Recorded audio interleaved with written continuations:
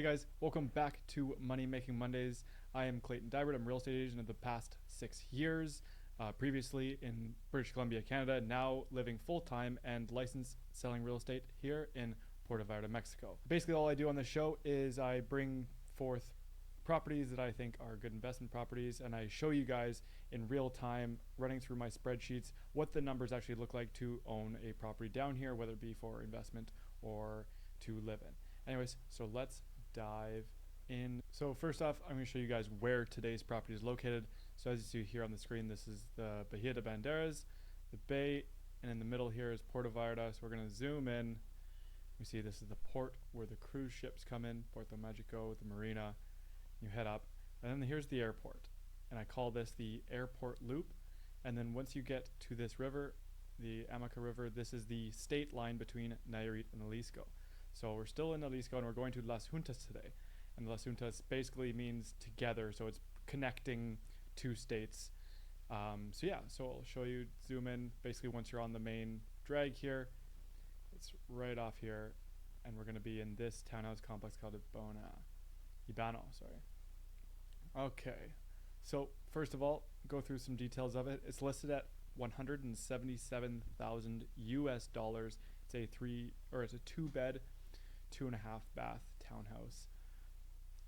Let's take a look at the photos. Okay, so this is the layout of the complex. So this is the entry gate right here. Let's just make this full screen. There we go. Here's the entryway. You drive in around this loop and then down and around. And the unit we're going to be looking at today is unit 36, which, shoot, my head is over top of. Let's just move me over here.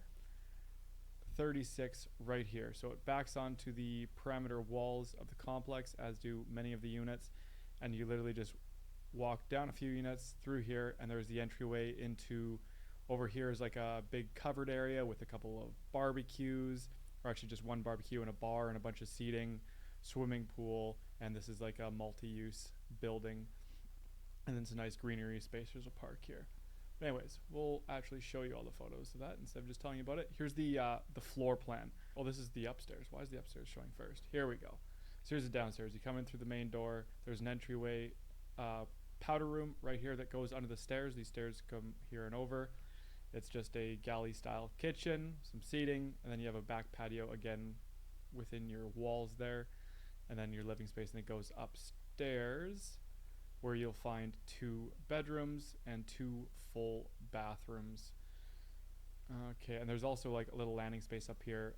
Actually, I spend quite a lot of time in this complex. Some of my friends live here in an identical unit, and yeah, they have a little seating space set up at the top landing space. There's the entryway into the complex. That's actually the exit, but. So here's number 36 that's for sale. There's room for 2 cars to park in front. There's these concrete pads for tires, and then to keep as much grass as they can. This looks like it's looking at one of the bedrooms with the wall of storage in the closets there, looking into the bathroom, and there with a extremely fisheye lens, which is great. So this is the main living space. These units are not very big. Like they are rather compact. However, if, you know, a lot of people here, like, they're not spending all day every day inside. We get a lot of sunshine. We get a lot of beautiful weather. There's a pool outside. There's so much to do here. Like, how much space, if you're just wanting to come here and have somewhere to sleep to facilitate your activities in PV, how much space do you really need? It's got 2 bedrooms, landing space, and this whole downstairs furniture. And this one is selling unfurnished. A lot of them sell for fully furnished with furniture. However, so just for note, this is selling or listed at 177. The last 2 sales have been 175 and 165, and both of those were fully furnished. So I think this is listed a little bit high. I don't think the market trends are trending in the right direction to have this sell in the price range that it is in. I think it should sell a little bit less. But you know what? The asking price is literally the start of a negotiation. So let's take a look at a couple more of the details on here. Like I said, unfurnished. The strata payments are pretty reasonable. It is 2,100 pesos per month. And yeah, they got the barbecue area, the pool, 24-hour security.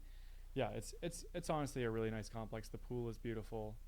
Everything out there is super peaceful. The only thing is that you hear the airplanes, but that's not really too big of a deal. You get used to that. It's kind of like clockwork. So I ran 2 scenarios with this one. So the first scenario I ran is if it were to be short-term rentals, and I did one for long-term rentals. Now these are a little bit different because the way you set up for bills, etc. So let's take a look at the short-term rental first. So of course, as the short-term rental, you accumulate all your bills and have to pay your bills, and you just pay a premium to have people stay, come and go, management, etc. So I was looking at kind of an average nightly rate in this complex. Was looking at about $150 per night, so working to $1,050 for the week, and that's where I ran my numbers. And here we have the 236 Canadian, which is equivalent to 177 USD, with 6% of your closing costs, and I added 20,000 for furniture because this place is unfurnished. So making your total upfront cost $270,000, and I know a lot of people have that much, if not more, in just in equity in their homes alone, that they are looking for places to park it to make some money and to enjoy their lives and produce themselves with some opportunities of where else they could be, spend time, and of course the other investment strategies that I talk about with having multiple residencies and multiple tax jurisdictions to diversify your portfolio. But anyway, so once you factor in, I put an occupancy rate a little bit lower than typical. I went with a 70% occupancy rate and 20% management fee. And once you spit all these numbers with all your operating costs, all these green numbers here are in pesos, and then at the very bottom, the total is configured into Canadian dollars. And the Canadian dollars is $386 a month to operate it, which isn't that bad, and that's including your property tax, that's including your insurance, that's including your HOA, that's including everything, all your bills, electricity, water, etc. And that spits you out with about $2,100 a month of net income, or almost $26,000 a year. And again, this is estimates basing off of 150 nightly rate, 70% occupancy. I mean, I'm sure you could get higher than 70% occupancy. And that gives you a 9.6% cash on cash return on an annual basis. So that's looking at this number right here, 270, your initial cash investment, and basing off of what your annual return is. So what percentage of your upfront cost is your annual return, and that's 9.6. So some people were asking about taxes. So taxes in Mexico, now again, if you're going to be getting into a situation where you're owning a home and you're making income from it in Mexico, of course, consult a tax professional, but here is the information that I have.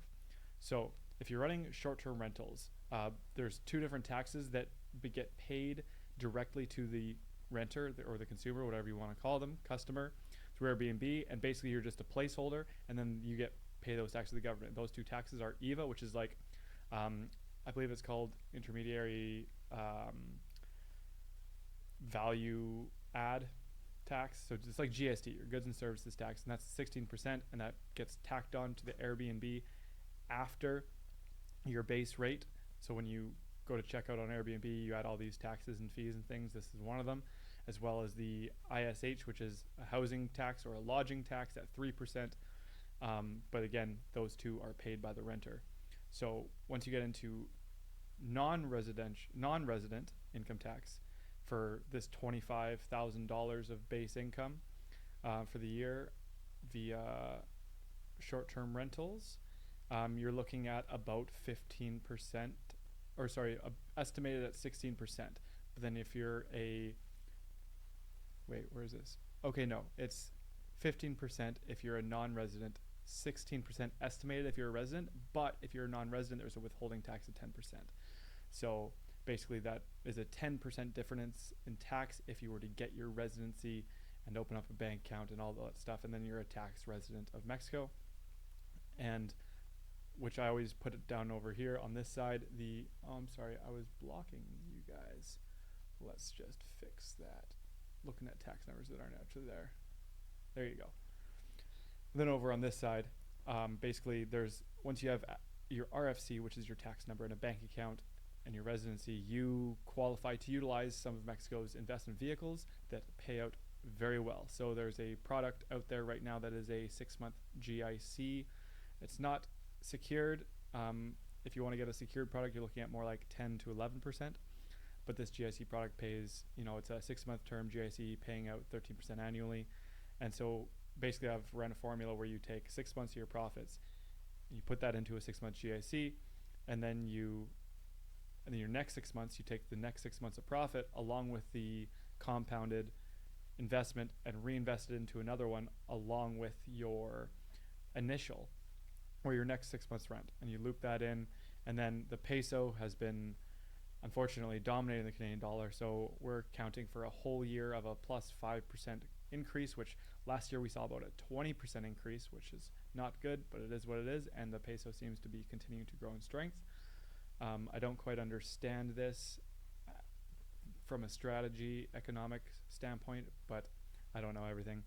So basically looking at that, you can adding in those three things, making 13.27% on your money and bumping that up to 11% cash on cash return with a total net income of $28,000. So if you want to do the more safe and sound route and do a long-term rental, the numbers look a little bit different. So all the bills typically get passed on to the renter, so your water, gas, electricity, Wi-Fi. If you want to put one of these in your name, that's a-okay. Actually, usually they're all in your name, but the bill gets delivered to the house, and then the tenant takes the bill and pays it. So I put a little bit for a contingency for repairs and consumables, 600 pesos a month. Your HOA tax, property insurance, or property tax and property insurance, coming out to a total of $255 a year to maintain and keep this puppy going. So I have friends that live in this complex and that currently are renting a place out in here, and this is a very reasonable rate that you could be renting a place out that's furnished. Here, as you see, I added the $20,000 for furniture just to bring that all into play. And so basically what that is it's 18,000 pesos a month, which is $1,450 Canadian. That's supposed to say per month, not per week.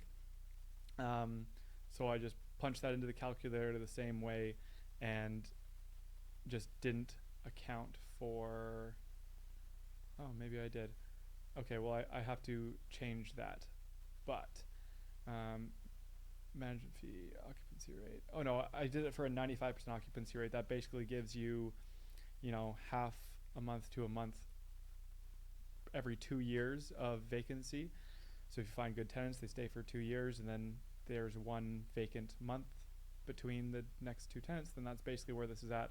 And a 20% management fee if you're hiring someone to do the property management while you're not in town, which is all the same. So your cash on cash return is a little bit less, coming out at a 4.1 with a total income or total cash flow of $930 a month Canadian. So like I was saying, the same thing about taxes. In this tax bracket, it's a lot less. If you get your RFC in your residency, your tax income or your tax percentage for this income bracket is like about 5.4%. So that's it for today's Money Making Mondays. Please like, share, and please put in a comment if there's something that you want to see added to these spreadsheets or the information that I'm giving about these properties down in Puerto Vallarta, Mexico. There's a bunch of resources down below, including my buyer's guide, which basically outlines the step-by-step on what you need and how to invest in a property or own a property down in Puerto Vallarta, Mexico. So till next time, thanks for tuning in.